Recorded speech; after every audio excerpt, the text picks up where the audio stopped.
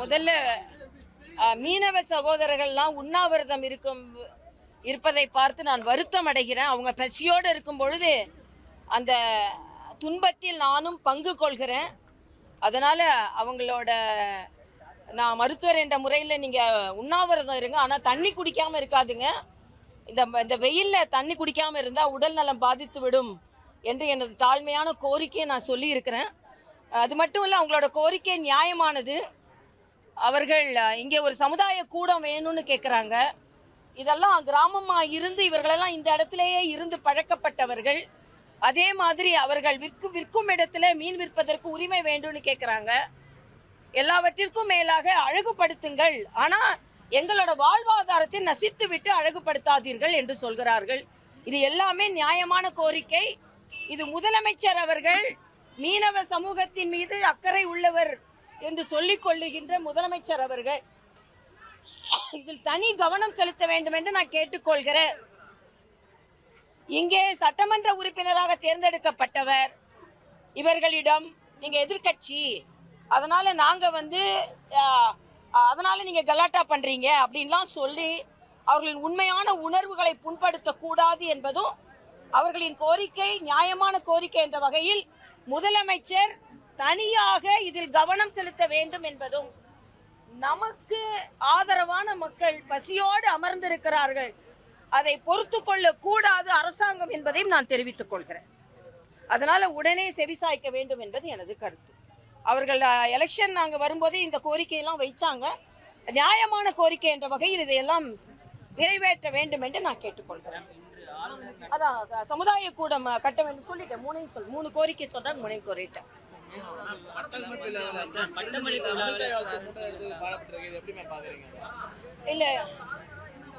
இல்ல இதுல ஒன்றை நான் சொல்ல வேண்டும்.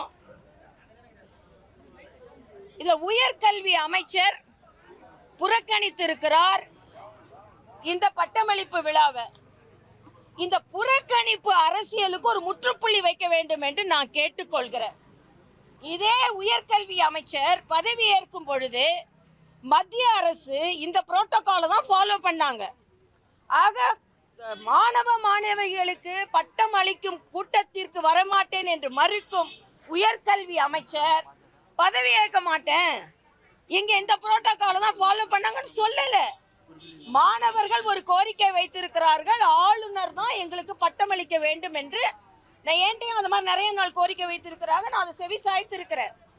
ஏன்னா யூஸ்வலா கவர்னர் புரோட்டோகால் என்ன சொல்லுவாங்கன்னா, பிஹெச்டி கோல்டு மெடலுக்கு கொடுக்கணும், அப்புறம் நீங்க கொடுக்க வேணாம் நம்ம அதிகாரிகள் சொல்லுவாங்க. நாங்களே எல்லாருக்கும் கொடுத்தும் பழகி இருக்கோம்.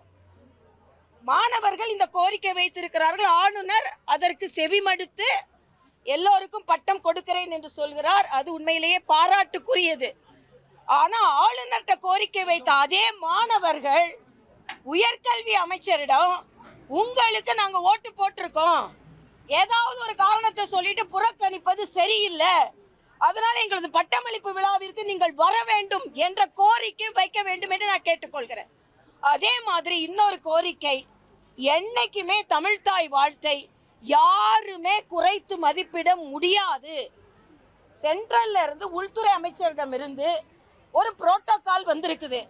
என்னன்னா, மாநில அரசு விழா என்றால் இப்படி நடத்த வேண்டும், ஆளுநர் கலந்து கொள்ளுகின்ற விழா என்றால் இப்படி நடத்த வேண்டும் என்று அந்த புரோட்டோகால் படிதான் நடக்கிறதே தவிர எந்த விதத்திலும் நான் பத்திரிகை சகோதரர்களை ஒரு வேண்டுகோள் வைக்கிறேன், மூன்றாவது இடத்திற்கு தமிழ் மொழி தள்ளப்பட்டது என்ற வார்த்தையை தயவு செய்து பயன்படுத்தாதீர்கள். என் தாய் தமிழியை யாரும் புறந்தள்ள முடியாது. இன்னொன்று, அமைச்சர் நிர்மல்குமார் சொல்றாரு வட மாநிலத்திலலாம் அதை முதல்ல பாடுறாங்க அப்படின்னு. மத்திய உள்துறை அமைச்சகம் இந்த மாநிலத்திற்கு ஒரு புரோட்டோகால், இந்த மாநிலத்திற்கு ஒரு புரோட்டோகால்னு கொடுக்கறது இல்லை.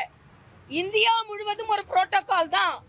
இதே உயர்கல்வி அமைச்சர் தான் பதவி ஏற்கும் பொழுது இங்கே அந்த புரோட்டோகால் ஃபாலோ பண்றாங்க, அதனால நான் பதவி ஏற்க மாட்டேன்னு சொல்லல. ஆக இவங்களோட இரட்டை வேடம், அப்பட்டமான இரட்டை வேடம். தமிழ்தாய் வாழ்த்து நிச்சயமாக எந்த விதத்திலும் அவமரியாதை செய்யவும் முடியாது, தமிழ்தாயை யாரும் குறைத்து மதிப்பிடவும் முடியாது என்பதை நான் இங்கே தெரிவித்துக் கொள்கிறேன்.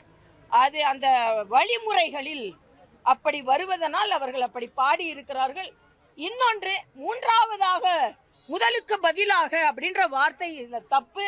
அப்படி பார்த்தா ரெண்டாவது நம்மளோட தேசிய கீதம் பாடப்படுகிறது என்ற உடனே நாட்டுக்கு 2ஆம் இடம் தான் கொடுக்குறாங்க அப்படின்னு சொல்ல முடியாது. இதில் எல்லாமே சமமாக நாடு, தேசிய பாடல், நாட்டு பாடல், நம் மொழி பாடல் எல்லாமே சமமாக மதிக்கப்படுவது, சமமாக மரியாதை கொடுக்கப்படுவது. இன்னும் சொல்ல போனால் என் தாய் தமிழ் பாடப்பட்ட உடனேயே நிகழ்ச்சி ஆரம்பிக்கப்படுகிறது என்ற வகையில் என் தமிழ் தாய்க்கு முக்கியத்துவம் கொடுக்கப்படுகிறது என்பதைத்தான் நான் தெரிவித்துக் கொள்கிறேன்.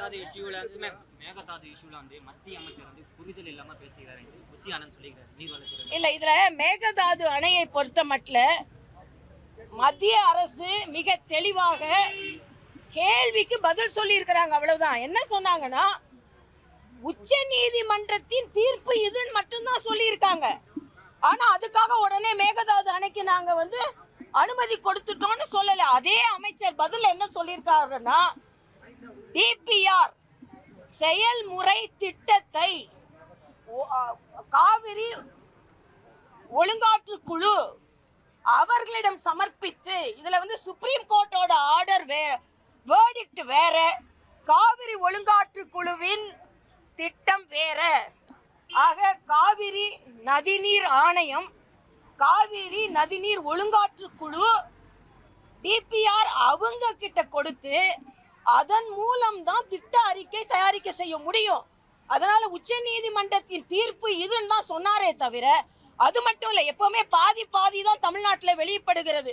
பிரகலாத் ஜோஷி இந்த உச்ச நீதிமன்றத்தின் தீர்ப்பை பற்றி பாராளுமன்றத்தில் பேசின பிறகு பிரகலாத் ஜோஷி என்ன சொல்லியிருக்கிறாருன்னா, கர்நாடகம் தமிழகத்திற்கும் ஒன்றாக அவர்கள் இணைந்து யாருக்கும் எந்த பிரச்சனையும் வந்துவிடக் கூடாது என்று கர்நாடகம் செயலாற்ற வேண்டும் என்ற ஒரு கோரிக்கை வைத்திருக்கிறார். இன்னொன்று, இன்னைக்கு புஷி ஆனந்த்ல இருந்து எல்லாரும் கண்டனம் சொல்றாங்களே, 31 டிஎம்சி தண்ணீர் கொடுக்க வேண்டிய கர்நாடகம் 3 டிஎம்சி தான் கொடுத்திருக்கு. மேகதாது அணை இப்ப உடனே வரப்போறது இல்ல. அப்படியே மேகதாது அணை வந்தாலும் அதற்கு காவிரி ஒருங்காற்று குழு, காவிரி மேலாண்மை குழு இவையெல்லாம் அமைக்கப்பட்டு இருக்கிறது. இதை தாண்டி வர முடியாது. ஆனா இன்னைக்கு டிஎம்சி தண்ணி உடனே வரணும். அதை பத்தி இங்க யாரும் பேசல.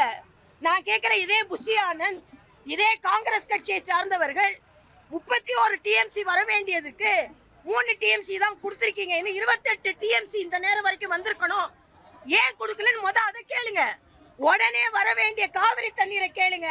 வர முடியாத மேகதாது அணையை பத்தி பேசாதுங்க என்பது எனது கருத்து. மேகதாது அணைக்கு எல்லோருமே எதிர்ப்பு தெரிவிப்போம். நாங்களும் எதிர்ப்பு தான் தெரிவிப்போம்.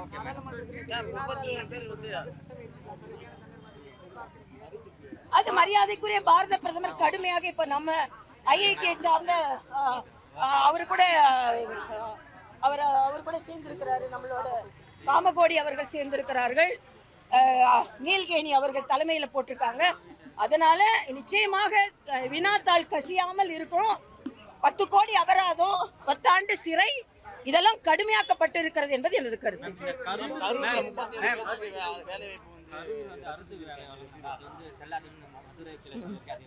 இல்ல, அரசாங்கம் இன்னும் கொஞ்சம் எச்சரிக்கையாக நடந்திருக்க வேண்டும். அவங்க அரசு உயர் நீதிமன்றம் சொன்ன மாதிரி அந்த மக்களுக்கு நியாயம் கிடைக்க வேண்டும் என்பதில் எனக்கு எந்த மாற்று கருத்தும் இல்லை. ஆனா அவங்களுக்கு வருமானம் வருவதற்கு ஏற்பாடு செய்திருக்க வேண்டும். ஆனா அரசாங்க பதவிக்காக காத்திருக்கும் இளைஞர்களின் வாய்ப்புகளை தட்டி பறித்து விட்டு அதை கொடுக்க வேண்டும் என்று இல்லை. அவங்களுக்கு வருமானத்திற்கு ஏற்படுத்தி கொடுத்திருக்க வேண்டும். ஆனா அரசாங்கத்திற்காக பதவிக்காக காத்திருக்கும் இளைஞர்களின் வாய்ப்புகளை தட்டி பறித்து கொடுத்திருக்க கூடாது என்பது எனது கருத்து. நீட்டை பொறுத்த மட்டில் எந்த நேரத்துல எங்க சொல்ல சொன்னாலும் நீட் தேவை என்பதை நான் வலியுறுத்துகிறேன். ஏன்னா சாமானிய மக்களுக்கு, அதனால்தான் வட இந்தியாவில் நீங்க பாத்தீங்கன்னா நீட்டை முறைப்படுத்துங்கன்னு தான் கேட்குறாங்க. நீட்டை விளக்குங்கள் என்று கேட்கவில்லை சாமானிய மக்கள்.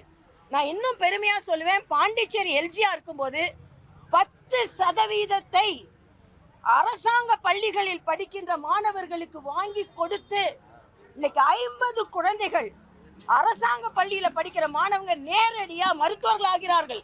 ஆனா 2014க்கு முன்னால உள்ள அரசாங்கங்கள் இத்தனை பேர் அரசாங்க பள்ளியில உள்ளவங்க மருத்துவத்துல சேர்ந்தாங்கன்னு சொல்லவே முடியாது.